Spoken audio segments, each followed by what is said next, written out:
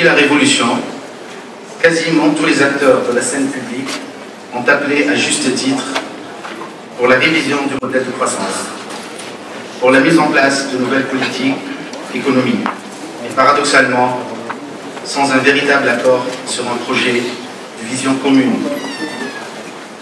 La Tunisie, Monsieur le Président, osons le dire, a besoin d'une constitution économique greffée à sa constitution politique.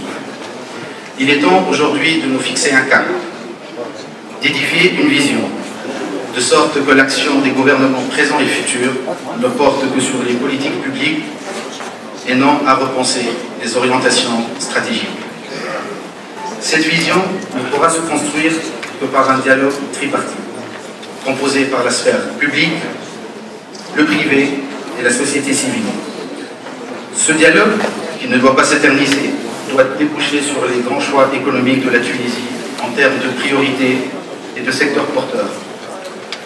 Les objectifs et grands symboles de la révolution, à savoir l'emploi et l'intégration régionale, doivent se transformer en priorité de la nouvelle vision économique de la Deuxième République.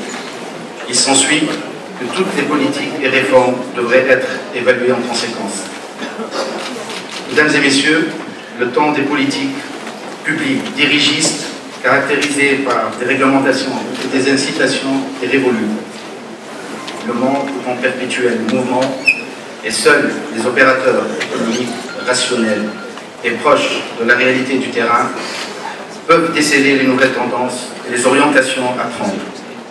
Le pouvoir public doit tendre vers un mode de gestion davantage réceptif aux demandes des opérateurs économiques.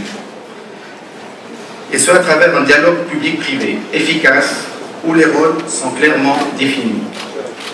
Un État de droit servi par des fonctionnaires dévoués, un secteur privé innovant et entreprenant, et des concitoyens éduqués et conscients de l'enjeu collectif. La performance économique ne peut être dissociée de la performance sociale. Il faut cesser d'opposer objectifs de profit et objectifs sociaux, bien que cette conciliation semble difficile sur le court terme.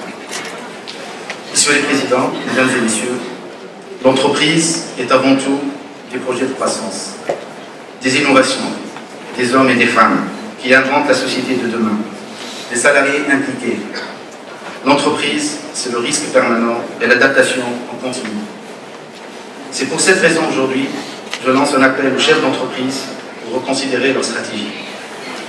L'accroissement de la valeur ajoutée à travers l'innovation technologique, managériale et commerciale représente notre seule issue de cette crise.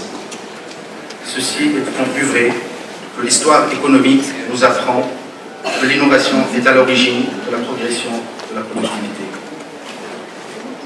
Mesdames et messieurs, les derniers événements qui ont agité le monde doivent éveiller notre courage et notre détermination. Experts, politiciens, société civile et chefs d'entreprise. C'est ensemble que nous pourrons ériger pour notre pays de nouveaux horizons de croissance, de développement et de paix sociale. C'est ensemble que nous pourrons combattre les forces obscures qui menacent notre avenir. Les concepts de dialogue et de consensus en Tunisie ont été salués à travers le monde et nous ont valu le prix Nobel de la paix. En économie, il faut faire des choix, formuler notre vision et agir en harmonie.